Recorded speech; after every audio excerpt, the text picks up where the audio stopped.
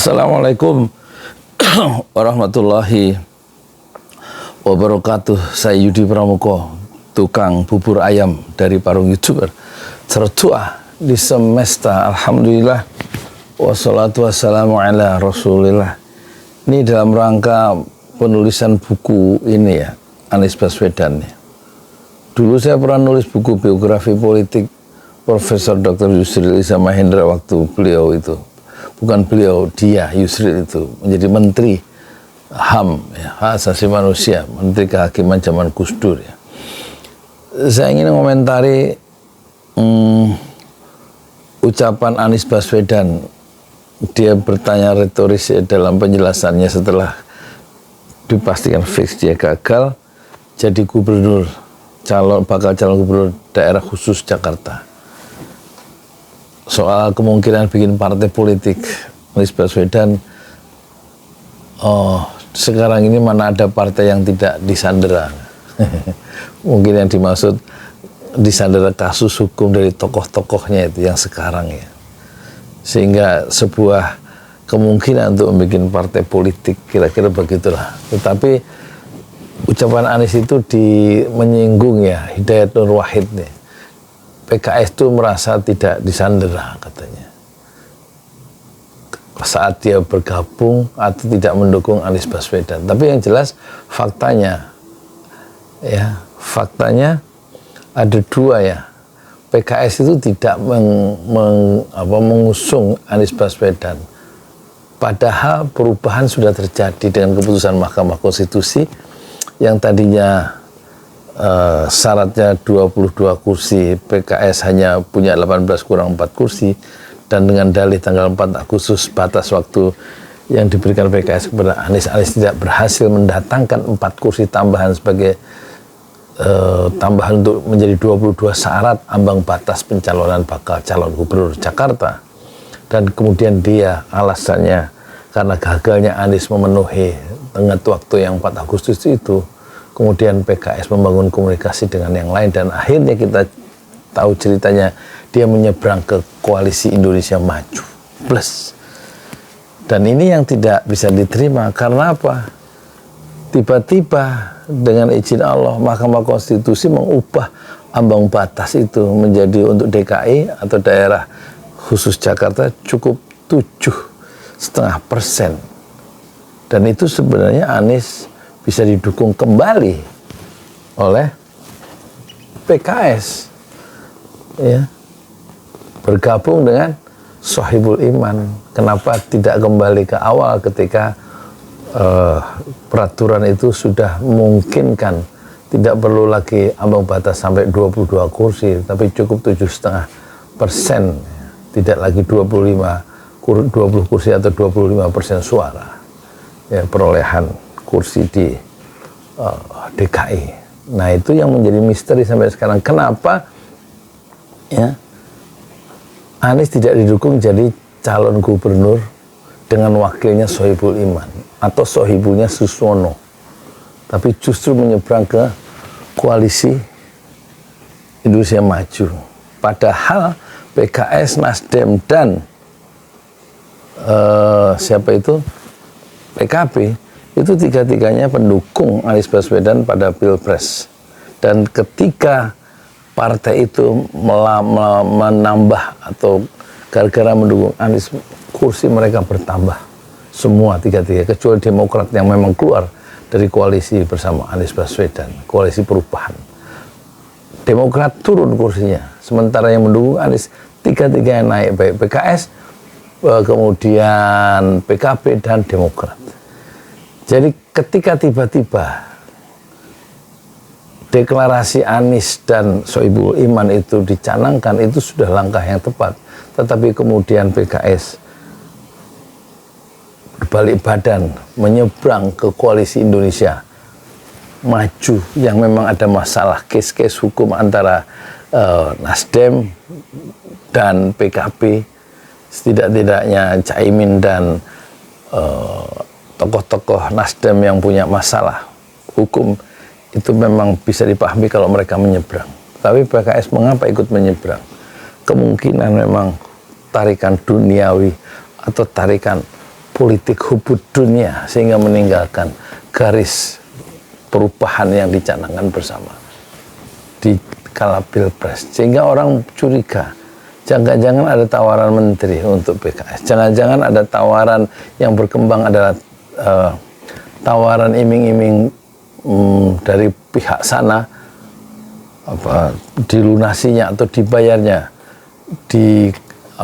dibayarnya biaya kampanye yang pernah dikeluarkan oleh Partai Keadilan Sejahtera asal meninggalkan Anies Baswedan. Dan itu kuat itu dugaan itu, sehingga orang kemudian menyesalkan langkah PKS yang tidak kembali mendukung Anies Baswedan dan memasangkan dengan Sohibul Iman atau Suswono ketika Mahkamah Konstitusi sudah membuat ambang batas yang memungkinkan PKS maju, meskipun awalnya dengan yang lama itu kurang 4 kursi. Jadi ada misteri di situ, kenapa PKS itu tetap bertahan di koalisi Indonesia Maju.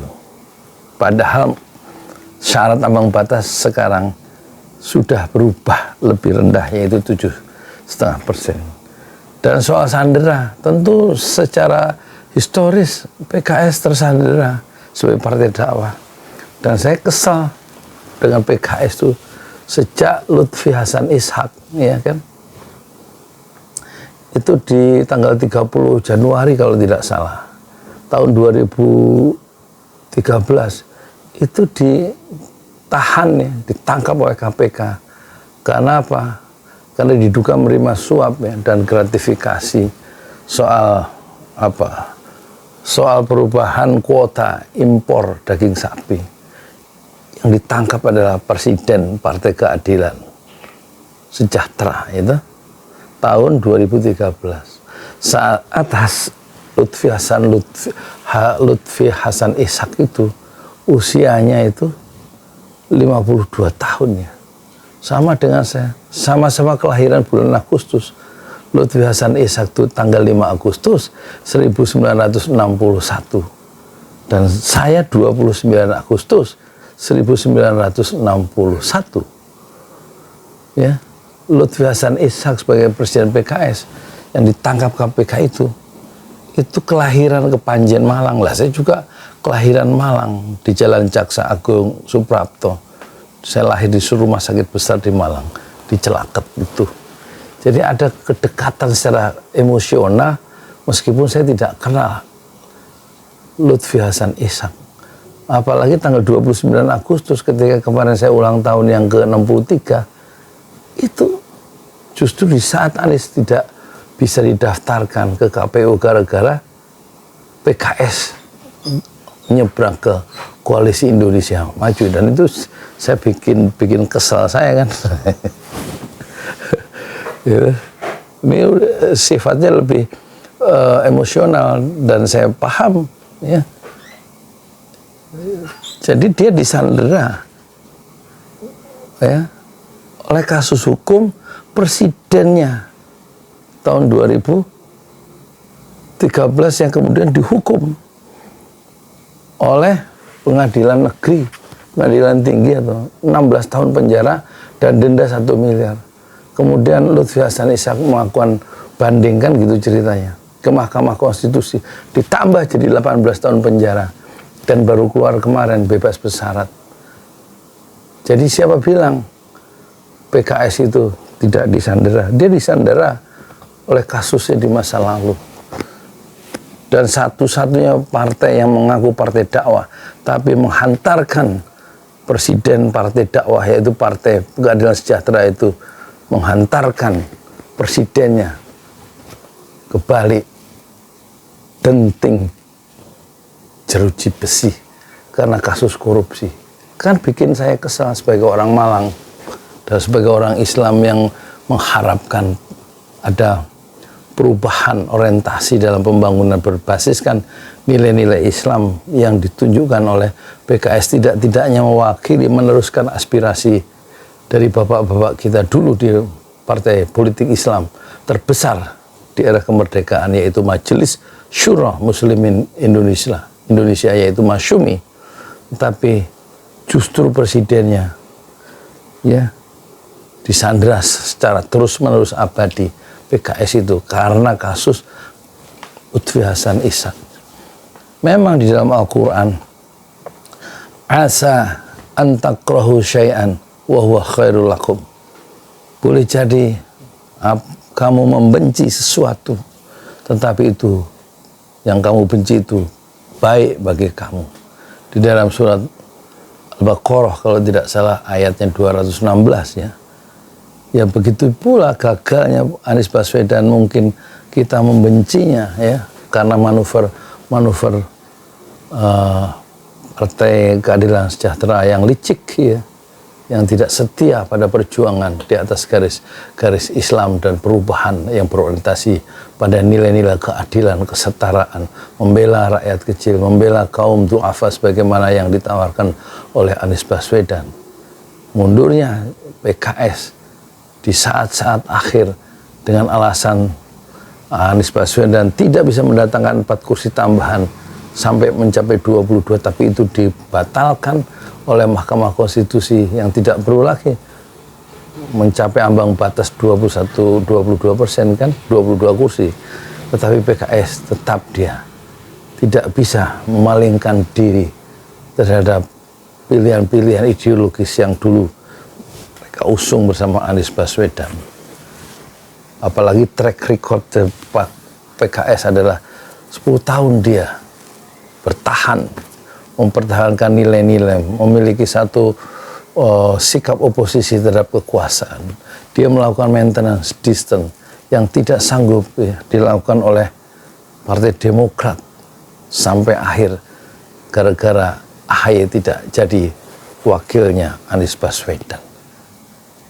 Dan Demokrat yang beroposisi lebih dulu menyeberang ke Kim dan kemudian dilanjutkan oleh PKS. Ini satu misteri, mengapa ketika ambang batas itu sudah tidak ada lagi yang 22 kursi, PKS tidak kembali mendukung Anies Baswedan dan memasangkan dengan calon dari bakal calon gubernur daerah khusus Jakarta dari PKS, entah Suswono atau Sohibul Iman, ya kan?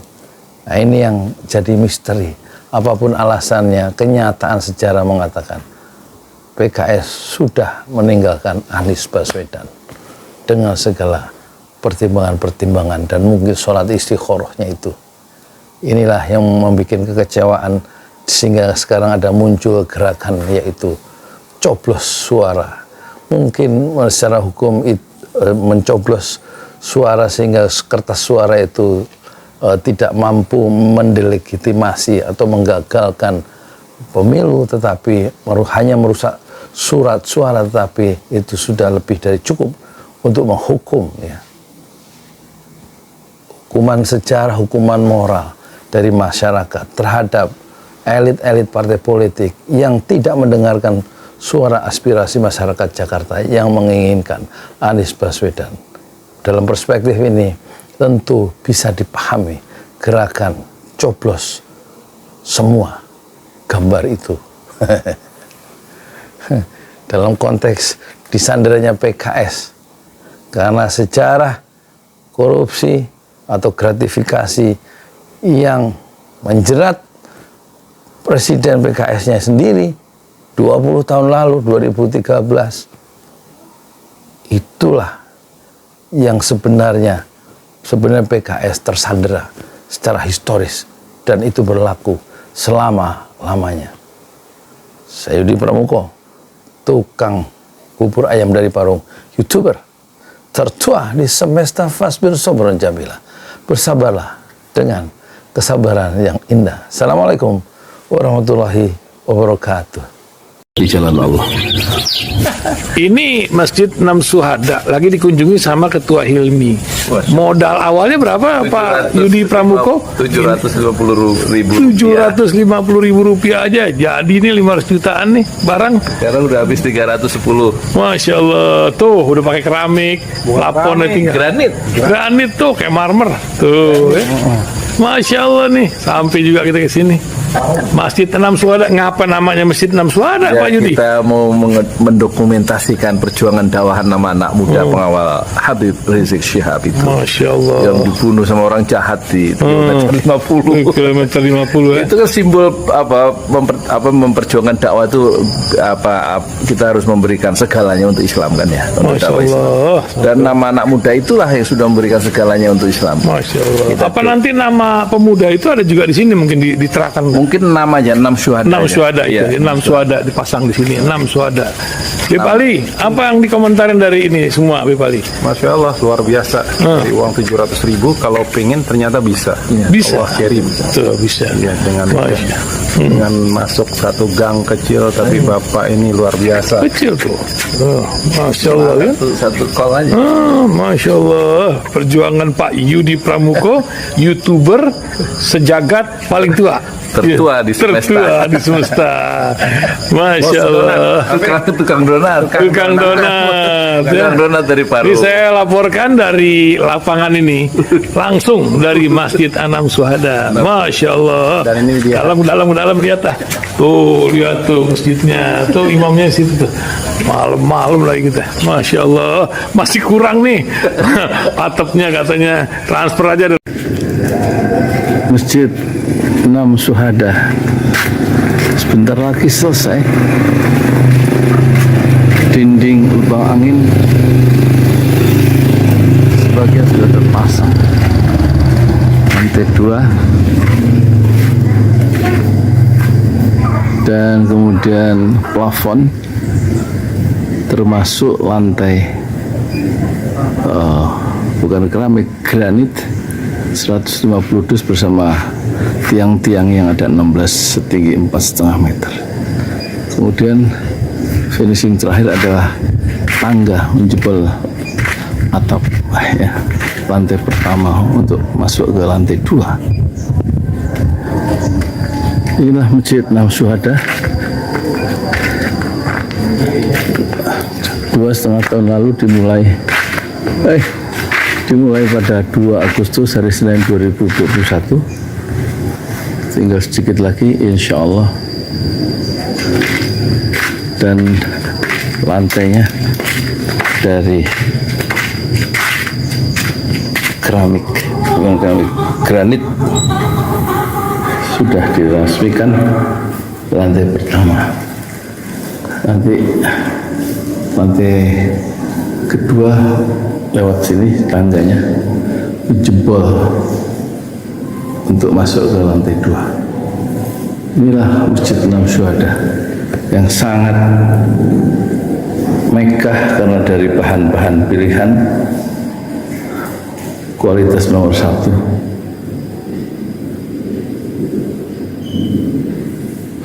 Tinggal sekitar 80 juta lagi finishing lantai atas selesai, insya Allah.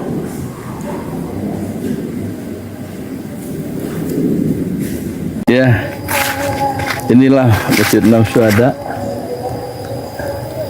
yang sangat bersejarah ya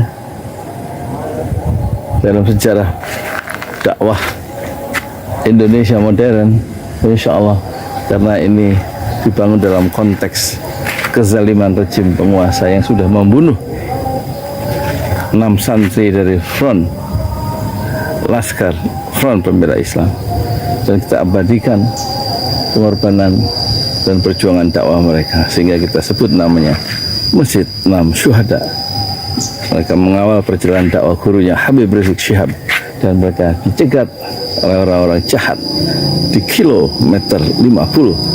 Saya Yudi Pramuko, tukang donat dari Parung Juber, tertua di semesta Fasbir Sabrun Jamila. Bersabarlah dengan kesabaran yang indah. Assalamualaikum warahmatullahi wabarakatuh.